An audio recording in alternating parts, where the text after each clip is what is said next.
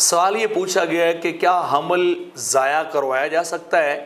تو اس کا جواب یہ ہے کہ اگر تو 4 ماہ سے پہلے کسی بھی جو ہے وہ فزیکلی وجہ سے، طبی وجہ سے آپ حمل کو ضائع کروانا چاہتے ہیں تو اجازت ہے، اگرچہ اس کو ناپسندیدہ ہی سمجھا گیا ہے، لیکن پھر بھی اس بات کی اجازت ہے کہ میاں بیوی جو ہے وہ اپنے صلاح مشورے سے 4 ماہ مکمل ہونے اور کمپلیٹ ہونے سے قبل جو ہے وہ حمل کو ضائع کر سکتے ہیں اور کروا بھی سکتے ہیں. لیکن اگر 4 ماہ گزر جائیں اور اس کے بعد حمل کا ضائع کرنا، یہ اجازت نہیں ہے، بلکہ اب حمل کا ضائع کرنا یہ قتل کے زمرے میں آئے گا، کیونکہ حدیث پاک کے اندر آتا ہے 4 ماہ کے بعد وہ جو حمل ہوتا ہے، یعنی جو بچہ ہوتا ہے، اس کے اندر روح پھونکی جاتی ہے، اس کے اعضاء تخلیق کر دیے جاتے ہیں، اس کا نیک اور برا ہونا لکھا جاتا ہے، اس کے سارے معاملات کو وہاں اس طرح کے دیگر معاملات اور یہ معاملات 4 ماہ کے بعد کمپلیٹ ہو جاتے ہیں اور بچے میں حرکت پیدا ہو جاتی ہے.